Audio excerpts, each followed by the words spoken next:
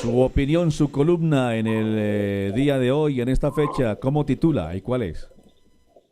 Bueno, la titulo El desprecio por los pobres. Y yo quiero hacer un paréntesis acá antes de comenzar, de que esto lo hago en la medida en que el país atraviesa una grave crisis humanitaria,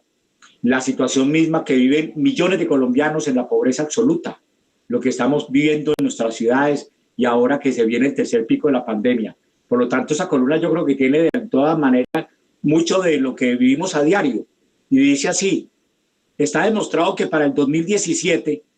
la DIGER identificó en grave riesgo, de acuerdo a las amenazas priorizadas, 26.219 viviendas habitadas por 102.556 personas en el municipio de Pereira en zona de riesgo.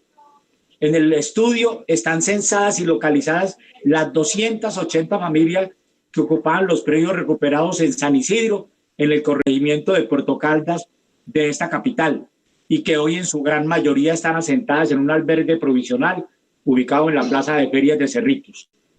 Localizó también en Caimalito 1.000 familias afectadas por inundación, como también la institución educativa Gabriel Trujillo, además con graves daños estructurales y que no ha sido intervenida, no obstante orden de tutela de finales de 2019. La ausencia de planes y proyectos específicos por parte de la alcaldía de Pereira para dotar de techo digno a miles de personas asentadas en estos y otros lugares donde habitan hace ya muchas décadas en estado de pobreza y riesgo para sus vidas, en particular en este último corregimiento, en Caimalito, lo que obligó a que más de 450 familias en situación de pobreza, que esperan hace más de 20 años la materialización de un plan de vivienda en el predio Pindaná, ocupar el mismo y construir allí humildes ranchos donde aspiran tener el derecho a vivienda digna que la Constitución en su artículo 51 les garantiza. Alcaldía, consejo y organismos de riesgo están avisados de la situación inhumana en que se encuentran miles de familias integradas por personas en estado de vulnerabilidad y pobreza extrema en toda la ciudad. Nada han hecho para asegurar la seguridad territorial, los derechos e intereses colectivos y mejorar la calidad de vida de sus comunidades.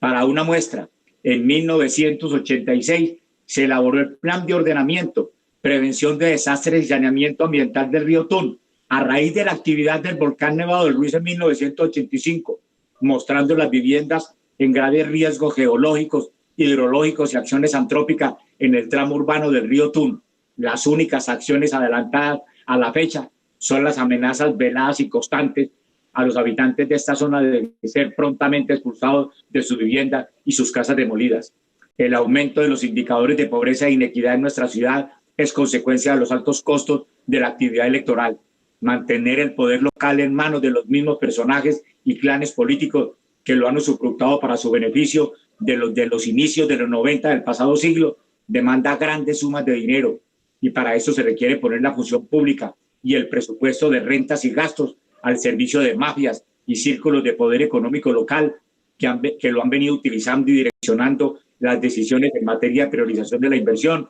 y no en solucionar nuestros graves problemas. A estos grupos para nada les interesa derrotar la pobreza y dignificar la existencia de decenas de miles de personas que habitan en nuestro territorio en condición de pobreza extrema.